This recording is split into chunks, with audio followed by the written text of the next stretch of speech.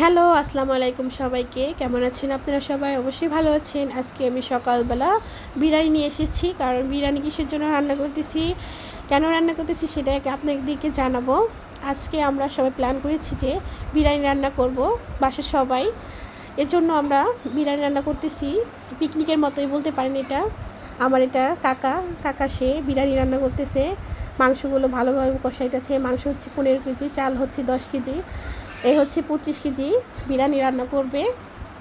এ হচ্ছে পানিটা সামনে রেখে দিয়েছে। চাউলটাও ধুয়ে ভালো করে রান্না করবে।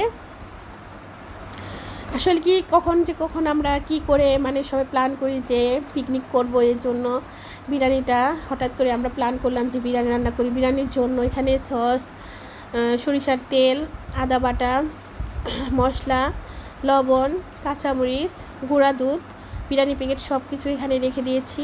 দেখেন আমার কাকা এখন জাল দিচ্ছে, আর ওটা হচ্ছে ভাইয়া, সেও নাড়তেছে ভালো করে।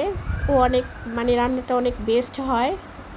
ও বিরিয়ানি রান্নাটা অনেক মজা হয় ওর হাতে, এই জন্য আমরা ওর হাতে থেকে বিরিয়ানি রান্না করতেছি সবাই মিলে। দেখেন ও সসটা দিয়ে দিচ্ছে, সস দিয়ে মাংসটাকে একটু ভালো করে কষাবে। মাংস কষানোর পর আমি চালটা কষাবো। দেখেন কাকা কীভাবে ভালো করে নাড়তেছে, ও ভালো করে চালটা ধুয়ে নিচ্ছে। চালটা একটু ভালো করে ধুতে হবে, এর জন্য একটু ভালো করে একটু কষলাচ্ছে চালগুলোকে। দেখেন বিরিয়ানি পানিটাকে একটু ভালো করে বলক উঠাবে, তারপর চালটা ছেড়ে দিবে। আমার কাকা ভালো করে নাড়তেছে, কালারটা সুন্দর আসছে। এখানে দুধ সবগুলো দিয়ে দিচ্ছে, মশলাটা এলাচ খাল সব কিছু দিয়ে দিয়েছে। দেখেন মাংসগুলো আমার কষানো শেষ, আমি অন্য হাঁড়িতে রেখে দিয়েছি। মাংসগুলো পরে দিয়ে দিব। পোলাওটা হয়ে গেলে মাংসটা অনেক টেস্ট হয়েছে, আমি এক পিস উঠে খেয়েছি, তো দেখাইনি সেটা আপনাদেরকে। এরপর চালটা কষাবে।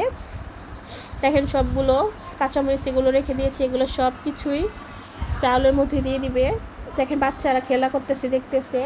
এখন বিরিয়ানির জন্য সরিষার তেল ভালো অনেক 1 কেজি সরিষার তেল দিয়ে দিয়েছে। এখন চাউল ঢেলে দিবে। একটু পর হয়ে যাবে বিরিয়ানিটা, ঢাকনা ঢেকে দিব চালগুলো কষানি হলে। দেখেন সব চালগুলো দিয়ে দিচ্ছে। আজকে আমরা সবাই মিলে বিরিয়ানিটা খাবো, অনেক আনন্দ লাগতেছে বাসার সবাই।